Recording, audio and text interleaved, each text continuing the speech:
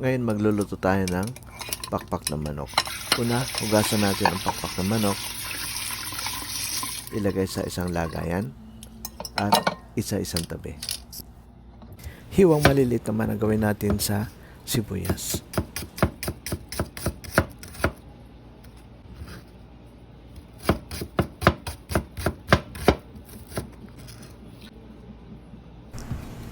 Isang pulgada naman ang hiwa ng murang sibuyas.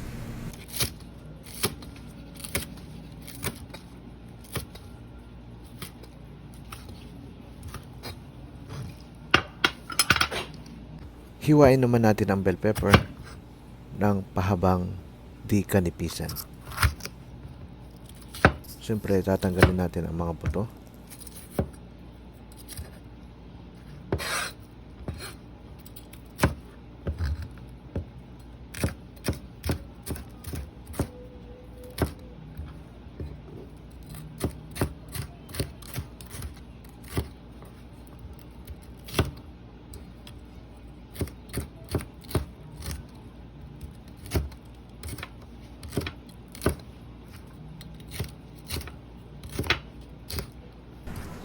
At pagkatapos nating hiwain ang mga sangkap, ibusan naman natin ang linga hanggang sa magbago ang kulay.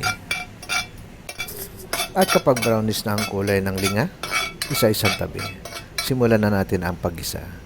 Maglagay tayo ng 2 kutsara mantika sa kawali. Antayin uminit ang mantika bago natin ihulog ang bawang.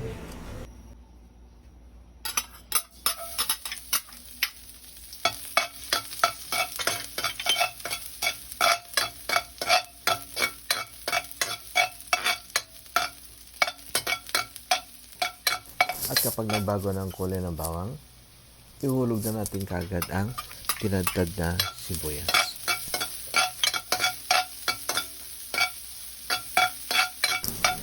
Igisa natin hanggang sa malanta ang sibuyas. At kapag nalanta na ang sibuyas, ihulog na natin kagad ang pakpak ng manok. At igisa natin ang pakpak ng manok hanggang sa maging golden brown ang kulay.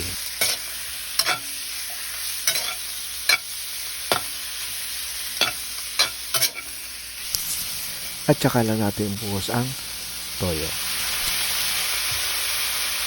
Ilagay na rin natin ang pamintang durog.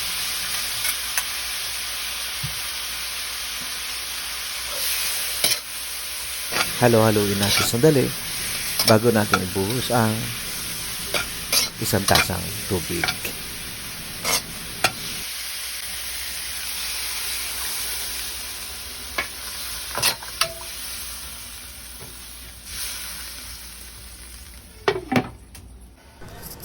At kapag natuyuan na ng sabaw, ilagay na natin kaagad ang oyster sauce. Ilagay na rin natin ang asin. Bell pepper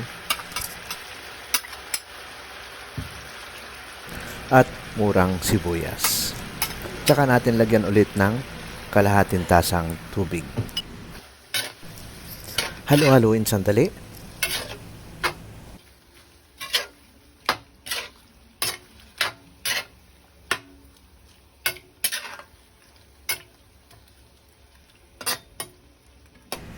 Takpan at pakuluan pa natin hanggang sa halos matuyuan ng sabaw. At kapag malambot na ang pakpak ng manok, ilagay na natin ang ibinusa nating linga. Ayan, luto na ang ating chicken wings. Maraming salamat sa panonood. Bye!